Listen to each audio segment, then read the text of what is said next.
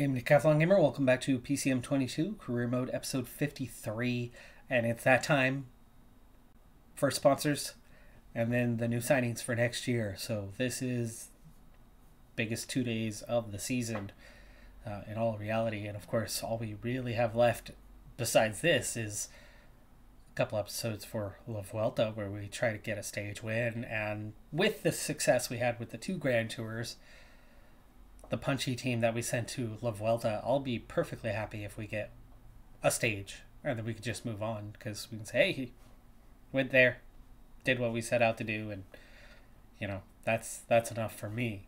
So let's get to the sponsor part. We of course had our 100% super success, so we are looking at a minimum 203,000 for next season, and that is a significant budget. It's also a good 34,000 up from what we had this year. But of course, BIBD, that's going to be, you know, closing in towards the estimation max. The rate of climb isn't what it could be. And with the period that we had, the 2 years seemed kind of that perfect window of get a little boost and move on to what is next. World is your oyster. Let's see what we're going to get. Interesting options showing up here. So of course BIBD want to re-sign us. It's Brunei, it's Singapore, it's Malaysia that they care about, and those are really, really hard to come by. Now Joker, it's 10,000 less. The estimation max is 100k more, but that's still not significant. Norway and Sweden are what they care about, and we of course, I believe we have one from each, so at least there would be that, but it's a downgrade and upgrade. And then AlphaTauri, interesting jersey sponsor to come along. Of course, for those who follow other things on the channel, I have my F1 Manager series. I am a big F1 fan, and while AlphaTauri is not my team, interesting choice. At least it's not Red Bull. I'll stop short on that. That'll be the only comment I ever make regarding it. But it is plus 4,000. So already up front, there's that piece. The estimation max, ooh, not what I thought it would be. I mean, it's good, but it's not a huge increase. What do they care about? Italy, France, and Russia.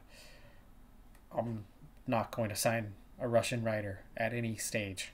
I will not scout there. Reasons should be obvious to anyone who would feel the same. Italy and France, well, we're Bagioli, our top guy, and that could be the reason for the attraction of an Italian sponsor. But I think he's going to be gone. And do we even have a French rider right now? We do. Okay, we do have a French rider. Whoever it is, I'll figure out in a second. But Italy is an open, and I think I have someone scouted out to replace Bagioli, as he's just going to be too expensive. It certainly increases the estimation max. And then, of course, we'd be looking for a couple of years with them, and then, you know, probably move on to the next. Joker does have that higher max, but starting with a 14,000 deficit, at best you're looking at the same the following year, and then maybe a little bit higher the year after. But I think sacrificing that's an easy out. Doesn't make much sense to take that one, even though the max is higher. Sticking with BIBD doesn't make sense either, because it's lower in every way. AlphaTauri at least is higher, and quite a bit higher. 100,000 higher. So I think it looks like we're moving on to AlphaTauri. We got to make sure we get an Italian. We already have the French rider. At least they care more about that. Little correction, Bogli, not Bagioli. I think we had Bagioli before signing Frigo. Frigo is the Italian we have, but Frigo does have an expired contract. It will not be re-signed. He's only 4.5 stars. By the way, we have pushed up. We had 2 slots with the 4.5 star guys. Those last 2 slots for 5-star guys have been filled. I think it's Cronge. Yes, oh, it's definitely Cronge. 80 mountain. He is now our highest rated mountain guy. Okay. We're on to something here, folks. Our GC guy for the year to come might just be Crunch. 80 Mountain, tolerable time trial with a 75-76, and a 77 stamina. He's also got a little bit of acceleration and hill rating. He's got decent recovery, and he's very good downhill. You know, realistically, outside of missing a sprint, a few points in flat is really all he's missing from being a decent challenger. He's everything that we are missing in Urieta, who's of course very punchy, but not a climber and certainly not a time trialist, and everything missing in Martinez, who certainly can climb, but is far from perfect. 79 is 80 is only one more point, but 1 point is 1 point. The stamina might be the same, but he's not good in the downhill. He's certainly not a sprinter. The acceleration's, just tolerable. The flat is even worse. And then that time trialing is miles behind. And for me, the other big thing is his recovery, just a 68.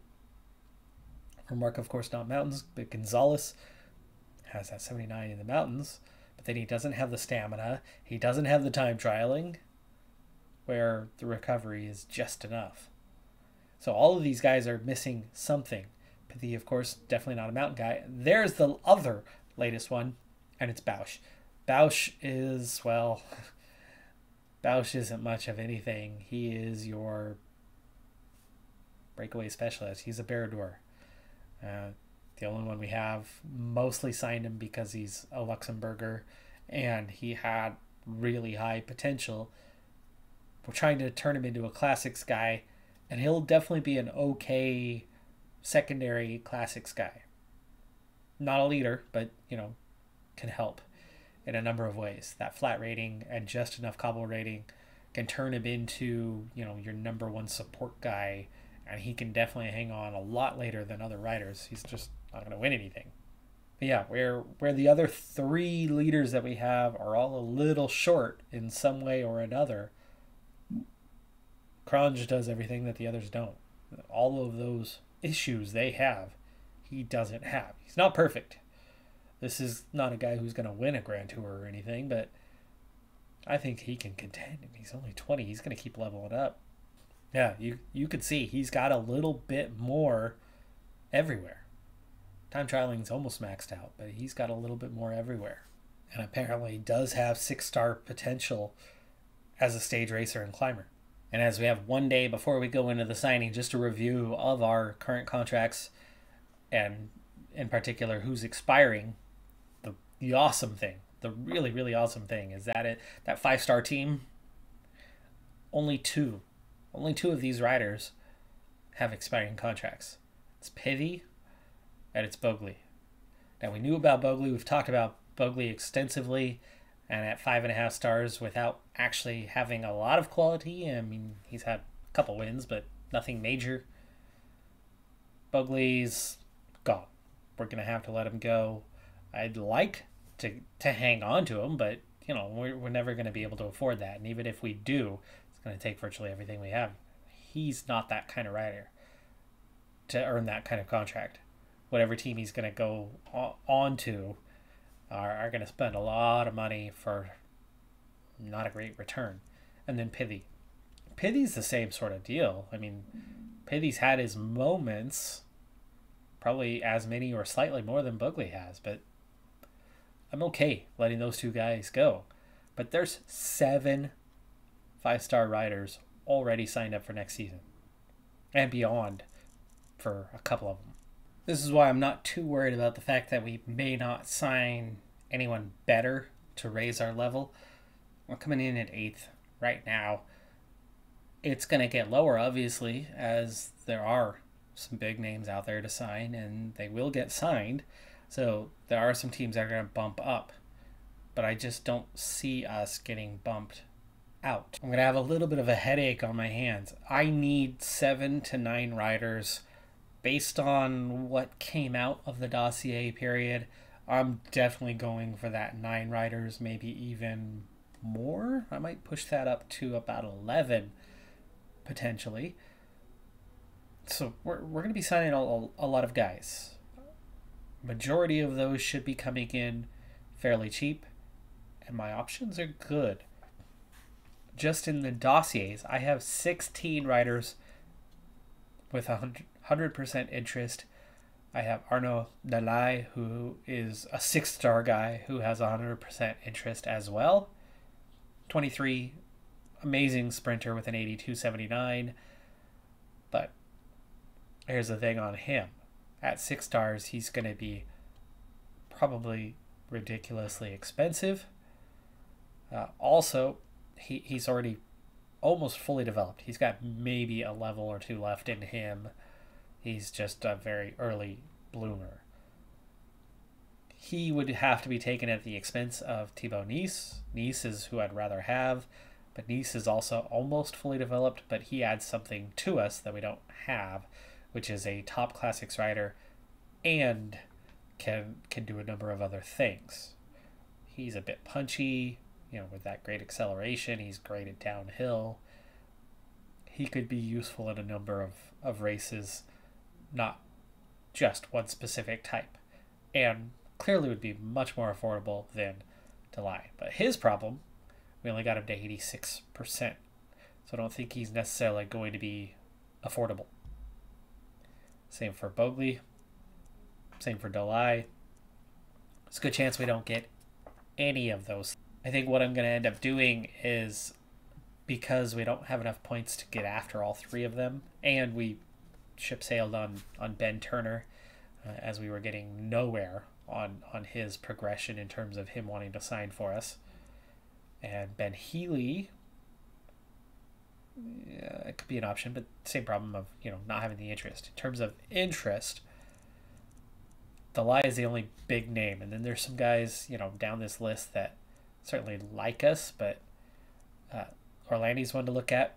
But I have an Italian that Piccioni, even though he's not as good right now, has a better ceiling. Then Kempen is good. Franson. I mean, there are some quality names on here. Caballero's another one. But I think what I'm looking at is everybody that I want to get is going to be on this dossier page. So I need to pick from the 16. Now, the first thing that already stands out for me is Oliveras, a little bit weaker than the other guys. He's out. I only doubled up one nation, and that is Colombia. So I'm going to have to make a decision between these two on who I want to get after. Garzin, 5.5 potential, big time climber, big time GC kind of guy, but I do have some of those. And Pantoja, he's already almost there, but he's also already almost there. He's been leveling up pretty quick. His ceiling is a hair lower than the other guy. He's just closer right now. I mean, he's a 78 mountain already and 75 stamina. He'd be a great signing, but not worth a lot. Let's see what he's asking for. 17K, and that's not even making him happy. Okay, good to know. We might save that money, put it on to Garzin, who stage racer wise is going to go a little higher. He's definitely got a higher ceiling. Be patient, wait for this guy. Yeah. Okay, done deal. There's one decision made. I'd like to keep it down around another 75,000 on top of this 4,000, but we can stretch that to about 86K. It's a stretch, but we can just about afford that because we do have staff. Staff is going to have to be paid for. Next guy I'm looking to bring in is Jan Bach. Bach is 6-star potential in the classics. You can see he's almost to the top. He'll have a really good Barrador rating, actually a really good time trialist as well. But the sprint to go with it, somebody who can win. And with a decent hills rating, looks like maybe a 75, it's going to make him fairly well-rounded and could be a big-time guy for us. Already is 77 in stamina. 72 in cobbles is not great, but that's going to go. We got Bach. Wasn't cheap. 15,000. Azumi should be cheap and has tremendous potential. Just has a long ways to go yet, just 19. This guy's just starting out. Just signed Piccioni for 4,000, and this guy's got tremendous potential to be a big-time leader. So there's our next addition. So joining Piccioni as our sponsor's preferred rider, Martinez is the other one, by the way, so the French rider. That's a good combination. You're looking at a 6-star potential guy plus Martinez. They should be pretty happy with those two. Costly, 24,000 for Johannes Peters, 5-star talent, and he's already pretty dang good. We're looking at a 78 sprint with a 74 acceleration, but we're also looking at 76 hills. Kind of able to climb as a 70 mountain. Good flat, good stamina, good resistance, good enough recovery to handle Grand Tours. And if you add in that bit, a point or two in sprint, but especially a few in acceleration, we're talking about a guy that can do some things that others can't do. And we definitely needed some sprinters. So Peters in long term and still has some ground that he can go, especially in the hills department. So we're getting a puncher and a sprinter out of him. I think that's the main reason to go for this guy.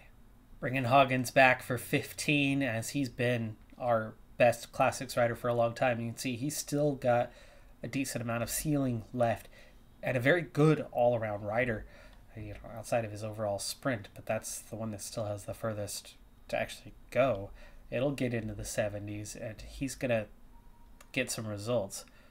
Now, I'm not thinking he's really a guy that's going to win much, but we do have some guys coming along that we just signed that have the chance to do that winning, and he's going to be probably that top lead-out guy for them, as we go along, especially with how strong he is all around.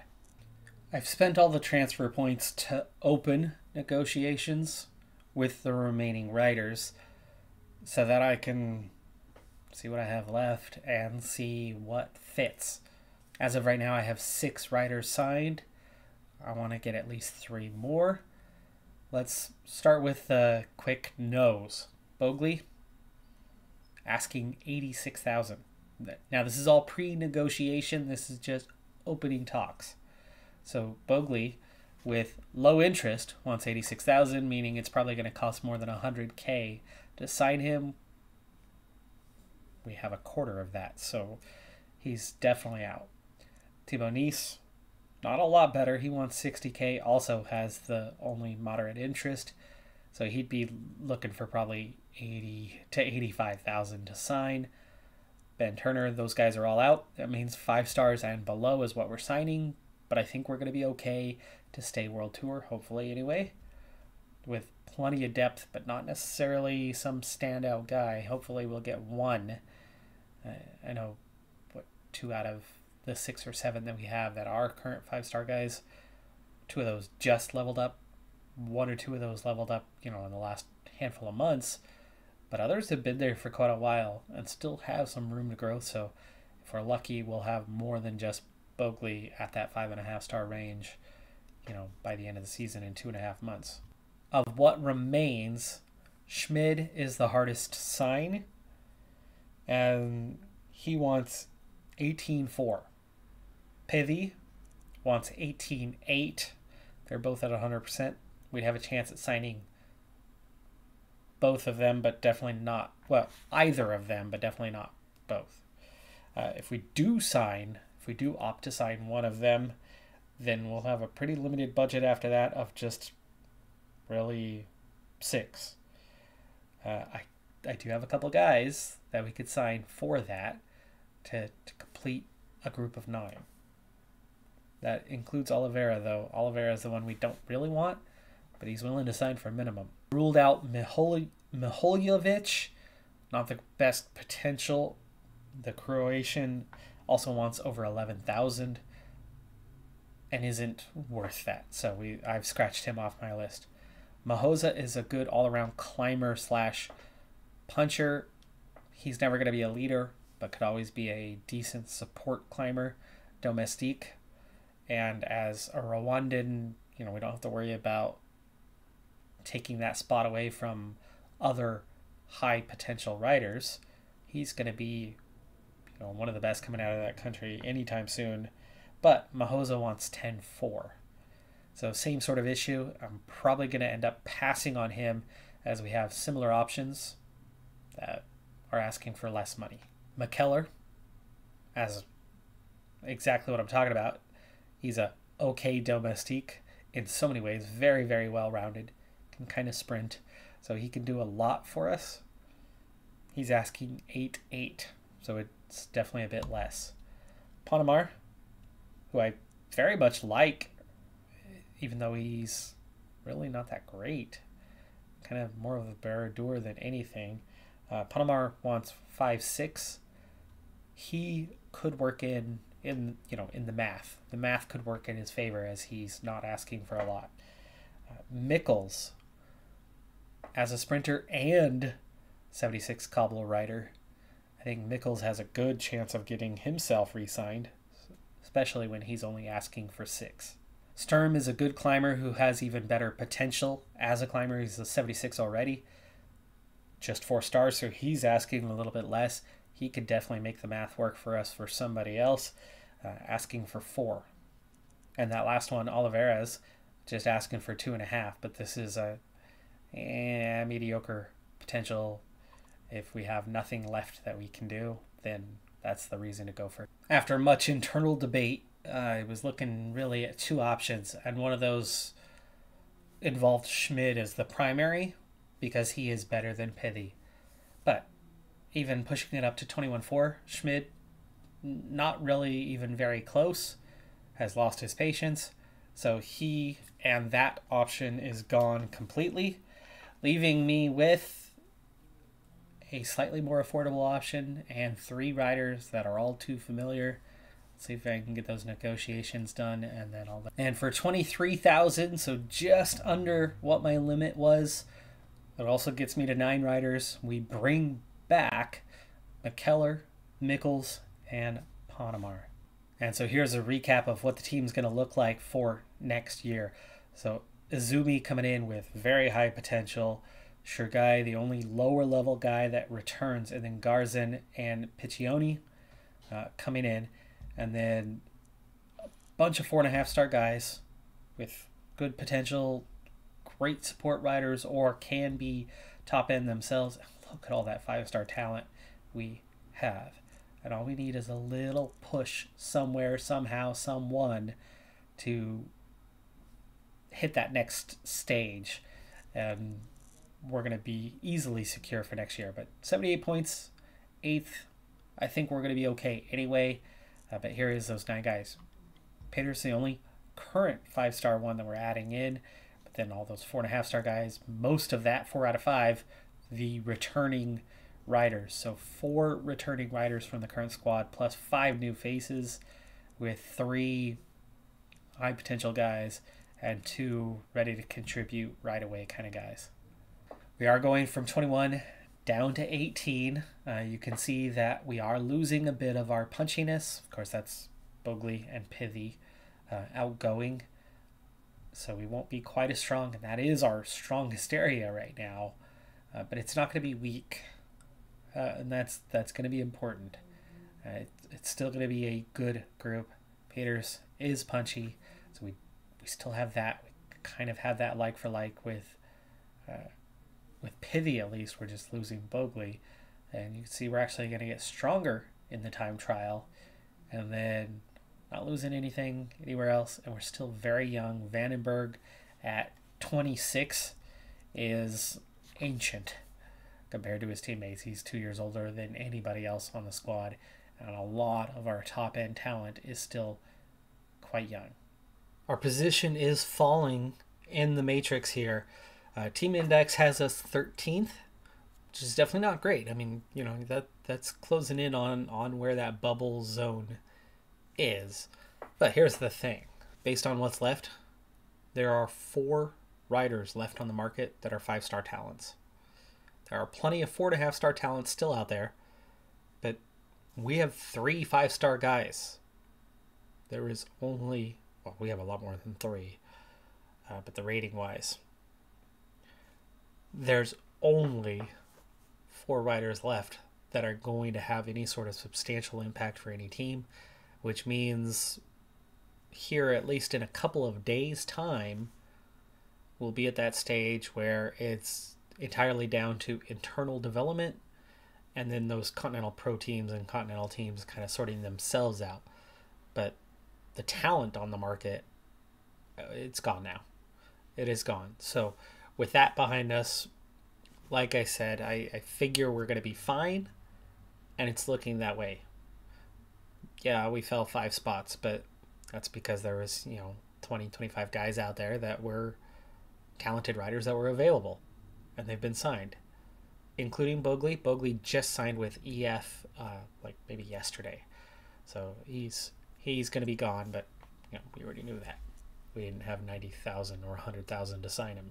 Just a quick run through of the teams here, and we're going to wrap this episode up because next up is La Vuelta, and I don't want to overlap this episode with that anyway. So I'm really sorry that there's no racing for this one, as I know many of you, that's the primary thing that you are here for. But I also know that there is an ever-growing group that this is one of the most interesting episodes. And like I said at the beginning of the episode, those 2 days, that signing of your sponsor and your riders, are the 2 most important days of the entire year. So it is deserving of its own episode from time to time. And I know we went deep with it this year, but hey, it is certainly worth it. And, over 50 episodes in, it's definitely time to give a dedicated one. Anyway, AG Tour already have their, 5-star plus guys, so it wouldn't impact them. Alps and Phoenix, same thing. Both of them have a lot of riders still to sign, but that's not the point. The top end talent is already brought in, even Astana. You can see how deep we are compared to the other teams around us at top end talent. Though Bora Hansgrohe, holy cow. Koish, Garcia, Garmet, Hindley, all 5.5 plus. Bahrain Victorious, looking similar to us, I'd say. EF looks strong. Bogley and Yates are their top guys, though, so not that strong. Both of those are new coming in, though. Groupama FDJ, 4 5.5-star guys. Ineos, strong as ever. Jumbo Visma, quite strong. Certainly deeper compared to us, especially when you see, Pogacar is the top guy there. Delay ending up at Lotto Soudal. Is that where he already was? It is. So he has re-signed. So he'll stay with them. And adding Carapaz makes them even stronger than they already were. One of the strongest in the Peloton. Movistar might struggle to stay put, but they have 3 guys. Beyond that, we'll see what they can afford to bring back, but they're looking a little weak. Quick Step, good, deep, similar to us, but deeper. Bike Exchange, bit weaker than we are. DSM, very much looking like our team, very similar. Trek, okay. UAE, strong and deep. X, not much top-end talent. But you see how we kind of compare to all these other World Tour teams. Everybody's got the 5.5 stars, except for us, actually. That could bump us down a little bit further, but our index seems to be fairly good. We've got a lot of 5-star guys that are probably almost 5.5 stars right now. Our top 3 anyway. And that's got to be what's pushing us up there, because how can we be above 5 of these teams if every one of them has a 5.5-star guy and at least the 2 5-star guys to go with it? Our list of 5 stars just runs further, deeper, and I have a feeling that, like Grandin is not as good as our 3rd guy. Penho might not be as good as our 2nd or 3rd guy. That combined with Champion, who's barely 5.5. When we have 3 guys that are almost 5.5, maybe that's just enough to be rated above them. Entering La Vuelta, we are still 3rd in the World Tour rankings and 4th in the Super Prestige. So things have gone really well, but we still have some work to do to finish up the season. That's going to do it for this episode. I'm Decathlon Gamer. Like, comment, subscribe, and I'll see you next time. Have a good one. Be safe out there. Bye for now.